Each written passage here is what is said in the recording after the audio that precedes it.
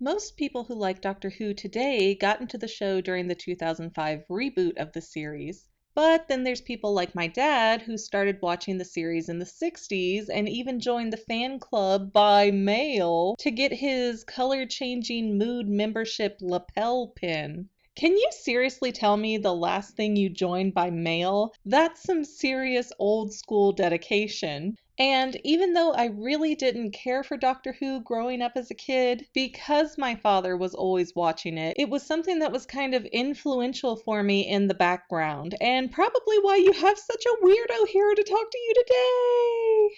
Before I get into the theory, let me throw out a disclaimer that I've only watched and read Doctor Who casually for personal enjoyment, so I've never taken notes on the series before, and with no cable, I also have no legal means to rewatch the series, so I'm going to be going off of mostly my memory here, and that means I may scramble up a few details as a result. I've chatted with a few groups and other fans though, so I think my theory holds up enough to share with all of you.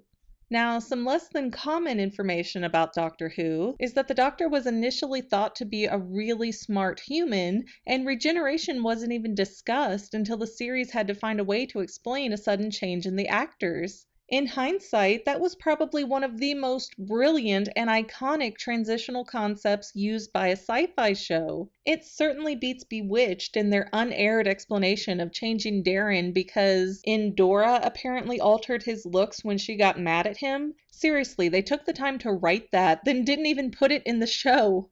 But many newer fans of the series have no idea that the first Doctor used to travel around with an entourage that included his granddaughter, Susan Foreman. Now, the new Doctor Who series has alluded to the Doctor previously having children, but as far as I've caught, they've never bothered to get into any details. And why should they? It's probably really painful for the Doctor to think about, as well as a great card to pull from the deck when the series starts running short on dramatic ideas. But even though it's safe to assume that Susan should be a Time Lord as well, with a semi-immortal life, she has clearly vanished from the show. That's because the Doctor left his dear granddaughter when she found a man who loved her named David. Susan actually chose to stay with the Doctor over staying with David, but the Doctor made the choice for her and essentially kicked her off the ship. It's been a long time, so I can't remember if they referred to it as a TARDIS yet. Now, the Doctor promises to return one day, which technically can be at any point in Susan's life because the Doctor's a Time Lord, but it's something the show has yet to seriously deal with since that episode aired in 1964. On the Doctor Who 30th anniversary special, Dimensions in Time, Susan briefly appears, but she's with the 6th Doctor and seems a bit sad and disoriented over that.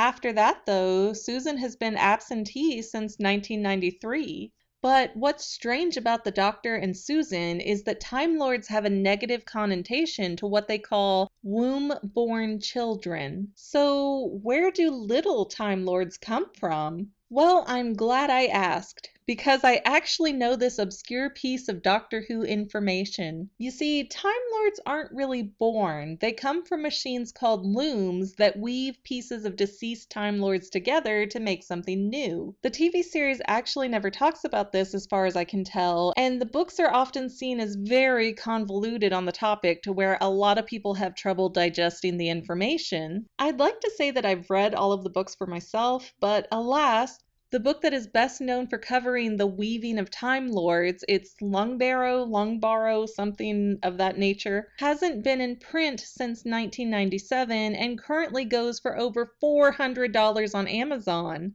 But the weaving machine has a fair amount of information published online, and many who have read the books describe it like more of a cloning machine that takes genetic material to create new people.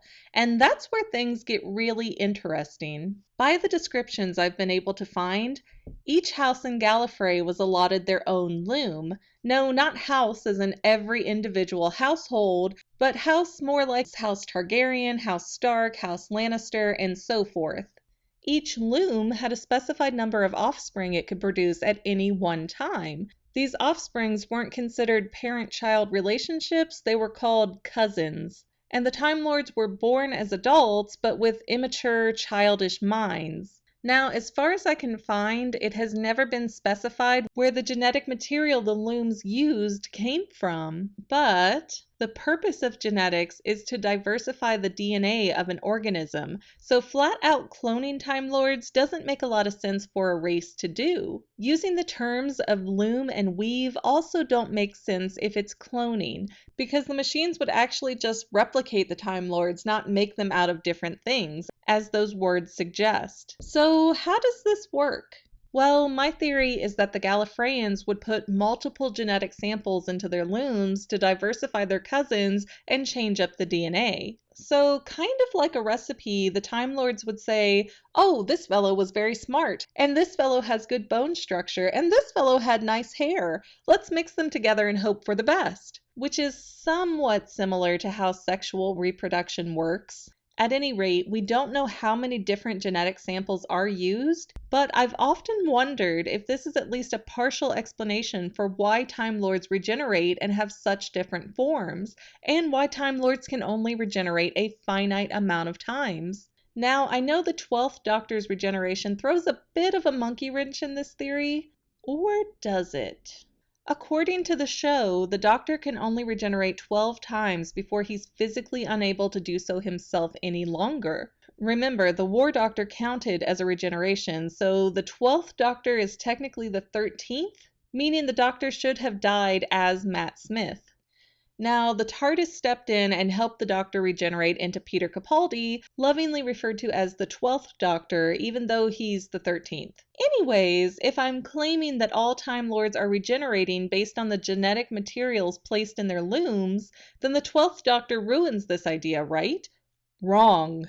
Remember that the TARDIS created this incarnation of the Doctor, and then remember that Peter Capaldi had already appeared in Doctor Who as a Roman merchant named Lucius. And we know that the TARDIS is an incredible piece of self-aware technology, even though it's considered an antique that the Doctor stole from a museum. Since the TARDIS can do amazing things, like automatically translate all conversations involving the Doctor and his companions, how hard would it be to assume that the TARDIS is also taking biological scans of all the people the Doctor meets on his travels? When the TARDIS was temporarily put into a human shell, she expressed a lot of loving feelings towards her Doctor. And it's safe to assume that a machine this intelligent is aware of the Doctor's impending doom. So, what if the TARDIS is regenerating the Doctor based on life forms they've previously encountered? Meaning future versions of the Doctor could be anyone, even the 11th Doctor Matt Smith, the former companion Rose Tyler, or some rando that they've seen along the way. If the TARDIS has stored pertinent regeneration information so that the Doctor never has to really die, that would be a fantastic way to cover how the TARDIS is doing this. I mean, the show has even made references that past Doctors could return, which would strongly support that the TARDIS is stealing the blueprints of other organisms to keep her Doctor going. And because Doctor Who is a series about time travel, the TARDIS could be taking forms that we haven't even seen on the show yet. There's so many ways to spin this, and I really hope that this is a direction the series takes. But regenerations aside, all of this loom business really begs the question of Susan's background. If the Time Lords are primarily made by looms, and all the looms are offspring called cousins, how is she the Doctor's granddaughter? Well, at this moment, I do not have an answer, but if this video proves to be popular, and you guys like what I've had to say so far, then it's a topic that I'm willing to look into in the future. Thanks for watching, and I hope you enjoyed enough to like, subscribe, and share this video. I've also got a lot of other videos on my channel that you are fully encouraged to go check out. Plus, you can find me on Facebook at Say Halo Goodbye, which is my gamer tag, or Twitter at _Fanily.